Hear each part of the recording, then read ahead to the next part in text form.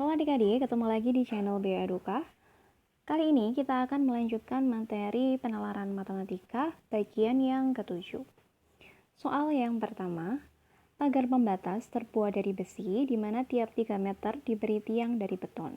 Jika untuk satu tiang biayanya sebesar 40.000 dan harga pagar besi yang menghubungkan dua tiang adalah 20.000, maka biaya yang harus dikeluarkan untuk membuat pagar sebidang tanah berbentuk persegi panjang dengan ukuran panjang 30 meter dan lebarnya 15 meter adalah A. 1,4 juta, B. 1,8 juta, C. 2 juta, D. 1,6 juta, atau E. 2,5 juta. Nah, kalau kita menghitung biaya pembuatan pagar, berarti pagar itu kan dibuat mengelilingi sebidang tanah tersebut. Nah, sehingga yang harus kita hitung adalah kelilingnya dulu dari persegi panjang tersebut atau kelilingnya dari sebidang tanah tersebut. Nah, menghitung rumus keliling dari sebidang tanah tersebut. Nah, rumusnya itu adalah 2 dikali panjang kali lebar. Berarti 2 dikali panjangnya adalah 30 dikalikan dengan 15, 30 tambah 15 itu kan 45. 45 dikali 2 sama dengan 90 meter. Nah, tadi kan pemasangan pagarnya besi atau tiangnya itu kan setiap 3 meternya diberi tiang dari beton. Berarti kira-kira berapa banyak tiangnya yang diperlukan untuk memagari sebidang tanah ini? Nah, berarti untuk menghitung banyaknya tiang, yaitu dengan cara membagi 90 ini dibagi dengan 3 meter. Nah, 90 dibagi dengan 3, itu adalah 30. Kemudian banyaknya ini, yang 30 ini, ya kan 30 dibagi 90 dibagi 3 itu kan 30. Kemudian 30-nya ini dikalikan dengan biaya pembelian untuk satu tiang dan satu pagar besi. Nah, satu tiangnya itu kan 40.000 ditambah dengan besinya yaitu 20.000. 40.000 ditambah dengan 20.000 adalah 60.000. Nah, karena tadi banyaknya yang dibutuhkan yaitu tiangnya sama besinya itu yang dibutuhkan kan sebanyak 30 buah ini ya. Berarti 30 buah dikalikan dengan 60.000 itu sama dengan 1,8 juta. Tuh ya, berarti besarnya biaya yang dibutuhkan untuk membuat pagar pada sebidang tanah berukuran panjang 30 meter dan lebar 15 meter ini adalah sebesar 1,8 juta atau 1.800.000. Berarti opsi yang tepat itu adalah opsi yang B gitu. Oke, kita lanjut ke soal nomor 2 ya. Soal nomor 2, Dimas meninggalkan kota A pukul 6:20 dan tiba di kota B pada pukul 11:20.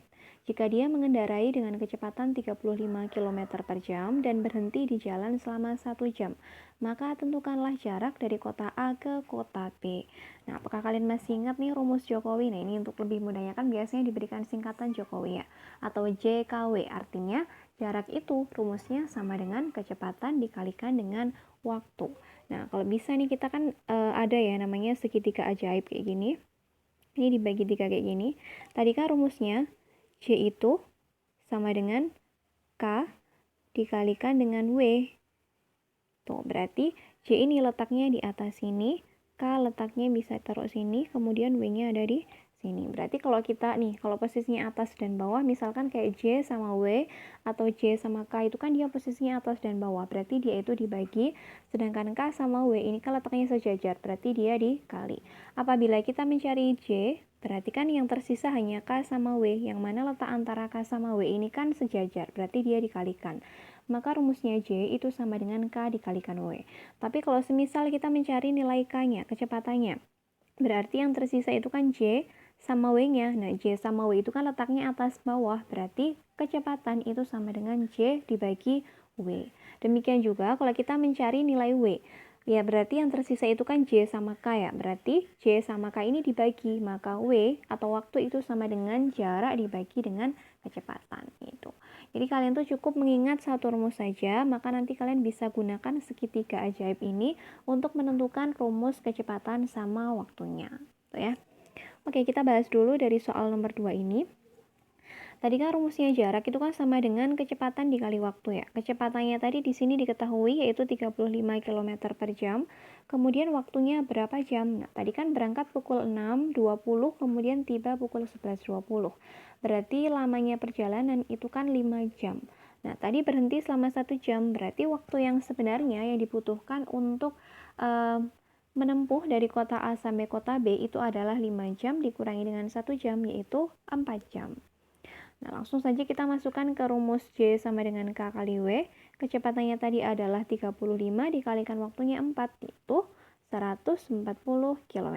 Berarti jarak dari kota A ke kota B itu adalah 140 km atau opsi yang B. Oke, gampang ya, mantap. Kita lanjut dulu ke soal nomor 3. Jika A tidak sama dengan 2, maka bentuk 4 min A kuadrat dibagi dengan 3A min 6 itu senilai dengan berapa? Nah, untuk pengerjaannya kita bisa gunakan cara ini. 4 itu kan sama dengan ya, 4 min A kuadrat dibagi 3A min 6. Nah, 4 ini kan merupakan bentuk lain dari 2 pangkat 2. Kemudian dikurangi dengan A kuadrat dibagi dengan 3A min 6. Nah, 2A kuadrat dikurangi A kuadrat itu kan bisa kita uraikan menjadi kayak gini. 2 min A dikalikan dengan 2 plus A. Nah, jadi 2 min A dikalikan dengan 2 plus A itu hasilnya sama saja dengan 2 kuadrat min A kuadrat. Kemudian yang 3A min 6 itu bisa kita sederhanakan menjadi 3 dikalikan dengan A min 2. Ya, karena kan 3 kali A itu 3A, 3 dikalikan min 2 itu sama dengan min 6.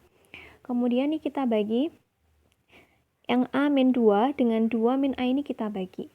Ya, kan min 2A yang bawah ini maksudnya kan 2 min A, kemudian yang bawahnya ini kan A min 2.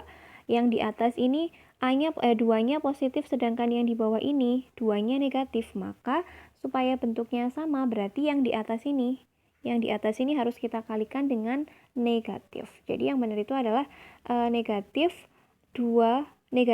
dikalikan min 2 plus A. Tuh, sehingga yang sesama ini bisa kita coret, sehingga yang tersisa itu adalah tanda negatifnya. Maka min yang tersisa kan berarti tinggal ini ya, 2 plus A, berarti min dikalikan 2 plus A dibagi dengan 3. Min dikalikan 2 plus A itu kan sama dengan min 2 min A dibagi dengan 3.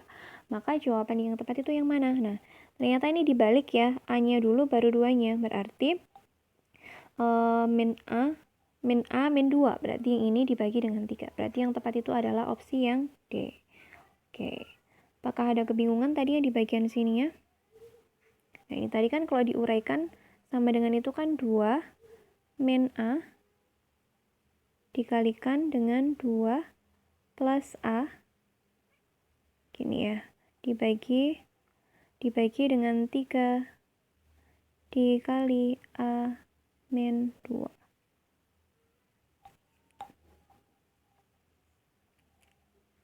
Bagi dengan A min 2 kayak gini. Nah, ini tadi kan awalnya posisinya ini kan yang negatif 2-nya, sedangkan ini yang negatif A-nya. Maka supaya bentuknya menjadi sama-sama A min 2 berarti yang ini itu harus dikalikan dulu dengan negatif. Sehingga baru bisa dibagi antara ini sama ini. Yang tersisa berarti negatifnya dipindah ke sini ya. Oke, berarti yang tersisa adalah negatif dikalikan 2 plus A. Berarti hasilnya adalah min 2 min A per 3. Hasilnya adalah yang D. Oke, kita lanjut ke soal nomor 4. Suatu kode bahasa yang bertuliskan LQWIWEGGSQ berhasil dipecahkan dan menjadi pengganti kata kota Bali. Jika dengan metode pemecahan kode yang sama, maka maksud UWQEXIHJN adalah apa kalau diterjemahkan? Gitu. Sekarang kita terjemahkan dulu nih. Sebelum kita menerjemahkan, tentunya kita harus menemukan dulu polanya nih. Dari susunan huruf LQWEGGSQ itu kok bisa dipecahkan menjadi kota Bali, itu kodenya kayak gimana atau polanya seperti apa? Nah, ternyata L ke K itu ternyata dikurangi 1, mundur 1. Kemudian yang Q ke O itu ternyata mundurnya 2, W ke T itu mundurnya min 3 dan seterusnya. Berarti ini polanya urut ya, min 1, min 2, min 3, min 4 dan seterusnya sampai terakhir adalah min 8. Maka untuk huruf-huruf yang ini kita juga bisa memecahkannya dengan pola yang sama. U, W, Q, E, X, I, H, J, N ini kita gunakan juga pola yang sama, yaitu mulai dari min 1, min 2, min 3, min 4, min 5 sampai yang terakhir adalah min 9. Huruf O kalau mundur 1 itu ternyata hurufnya T. Kemudian kalau W mundurnya 2 huruf itu adalah hurufnya U. Kemudian Q mundur 3 huruf, hurufnya adalah N. E huruf mundurnya 4, maka hurufnya adalah A dan seterusnya sehingga diperolehlah kata, susunan katanya menjadi tunas Capi. Berarti jawabannya itu adalah tunas Capi, yaitu yang A. Tuh ya. Atau sebenarnya kalau menggunakan trik itu bisa kayak gini.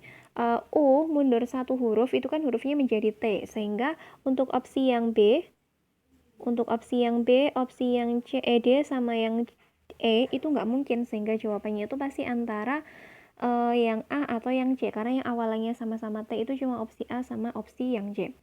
Kemudian kita langsung cek huruf yang ke-6 saja. Huruf yang ke-6 kan berarti ini ya.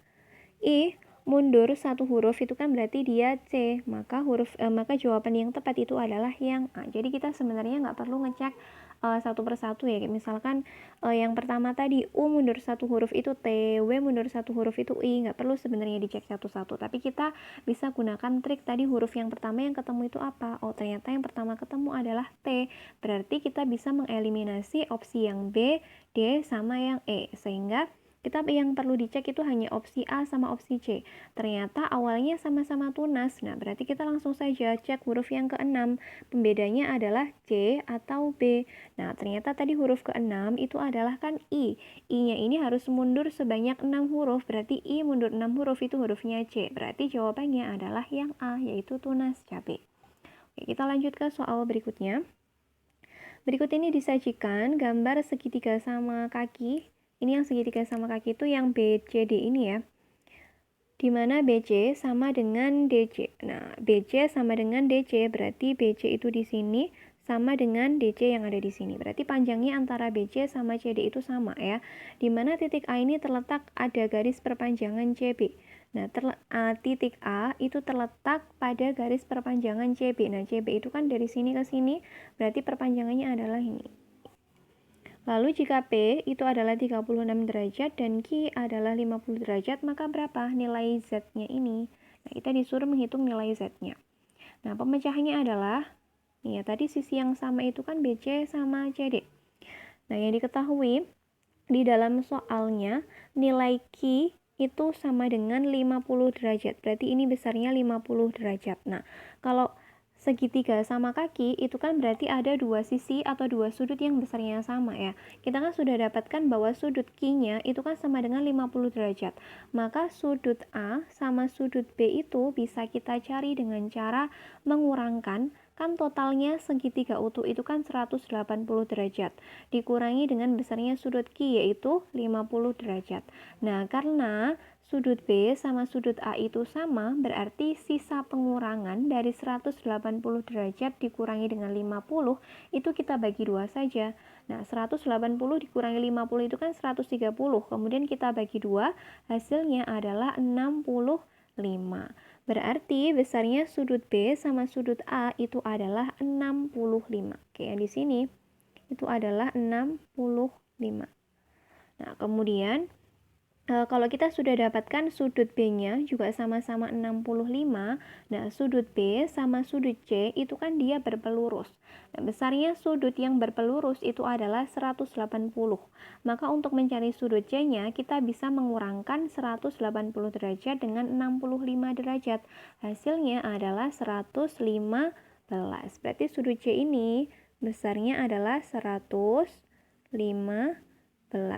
gitu.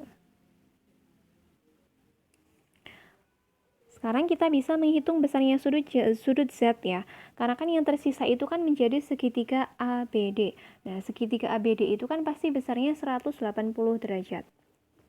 Kemudian tadi kan kita sudah dapatkan bahwa besarnya sudut C itu adalah 36 derajat. Kemudian besarnya sudut P itu tadi kan 115 derajat. Besarnya sudut P tadi adalah 36 derajat ya, maaf kebalik, yang besarnya huruf sudut P tadi adalah 36 derajat, kemudian yang besarnya sudut C adalah 115 derajat. Berarti besarnya sudut Z ini berapa? Ya kita cukup mengurangkan 180 dikurangi dengan 36 dikurangi dengan 115, atau 180 dikurangi dengan 151 sama dengan 29 derajat. Berarti besarnya sudut Z ini adalah 29 derajat. Nah, untuk mengerjakan soal kayak gini, yang perlu kalian ingat itu adalah prinsip-prinsip dari segitiga ya. Atau bisa juga yang perlu diingat adalah prinsip-prinsip dari sudut. Misalkan kayak sudut yang berpelurus itu besarnya berapa, kalau sudut yang membentuk siku-siku itu besarnya berapa gitu. Nah, itu yang perlu kalian ingat. Atau mungkin kalau ada segitiga sama kaki itu berarti ada dua sudut yang besarnya sama gitu. Kalau segitiganya siku-siku berarti ada sudut yang besarnya 90 derajat gitu. Nah, itu prinsip-prinsip kayak gitu yang perlu kalian ingat supaya tidak bingung lagi untuk mengerjakan soal yang semacam ini. Kita lanjut ke soal yang terakhir ya, atau soal nomor 6. Selisih uang Ani dan Ina adalah 20.000, maka perbandingan uang Ani dan Ina itu adalah 3:5. Maka berapa besarnya uang Ani? Nah, ini pelajaran SD kelas 5. Nah, di sini tadi kan yang diketahui adalah selisih. Kalau yang diketahui adalah selisih, berarti kita kurangkan nilai perbandingannya. Ya, tadi kan punyanya Ani sama Ina itu kan perbandingannya 3:5. Berarti yang punyanya Ani itu adalah yang 3, punyanya Ina itu adalah yang 5. Sedangkan kita disuruh menghitung banyaknya uang Ani. Berarti banyaknya uang Ani adalah 3 dibagi dengan, nah perbandingannya ini kita kurangkan, yaitu yang gede kurangi yang kecil, yaitu 5-3, baru dikalikan dengan banyaknya uangnya, yaitu 20.000. Ya, 3 dibagi dengan 5-3 itu kan 2 ya. Berarti 3/2 dikalikan dengan 20.000, nilainya atau besarnya adalah 30.000 rupiah. Berarti besarnya uang Ani itu adalah 30.000 rupiah, atau opsi yang A. Oke, gimana sampai sejauh ini dari soal nomor 1 sampai nomor 6, apakah ada pertanyaan? Kalau ada yang dibingungkan, boleh banget ya tulis kebingungan kalian di kolom komentar. Demikian tadi pembahasan soal penalaran matematika bagian yang ke-7. Semoga penjelasan kakak bisa bermanfaat buat kalian dan sampai ketemu di video yang selanjutnya.